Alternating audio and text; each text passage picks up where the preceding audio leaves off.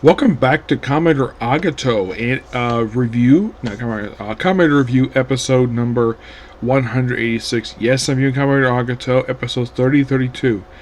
Not a lot happens over the course of these episodes. There's some fighting per se, but these episodes particularly focus on Mana. Also because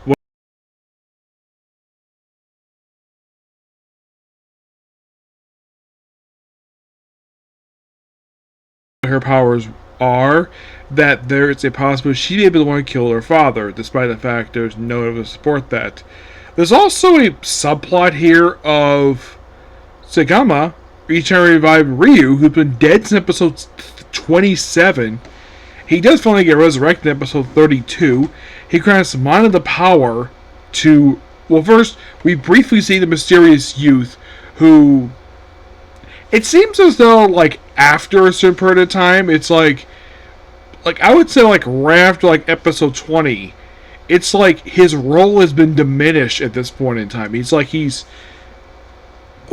know he's taking a minor role at this point in time, but it's like, the thing with him is, it's like, he's still stuck in the hospital room. He's been there since, like, episode, like, 17, 18-ish, and he has done practically nothing.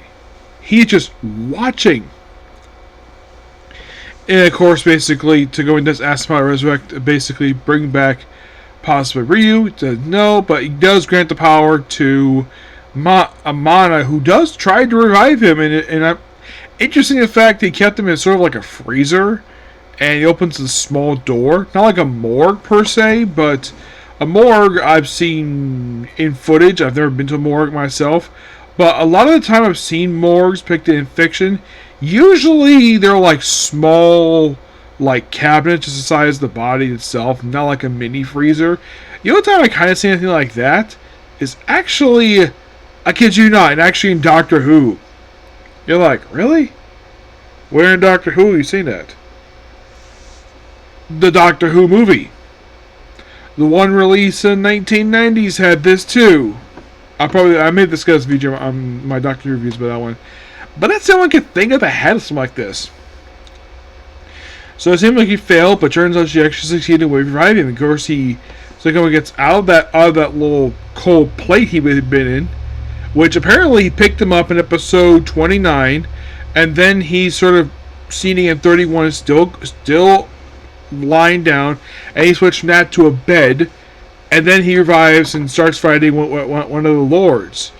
We do see G3X fighting alongside Agito. There's a funny bit in the previous episode where, I think it was in 30, where I think it was like Haru basically is given a cucumber with little rice in it. But that reminds me when he's nearly crushed by Aki in episode 21.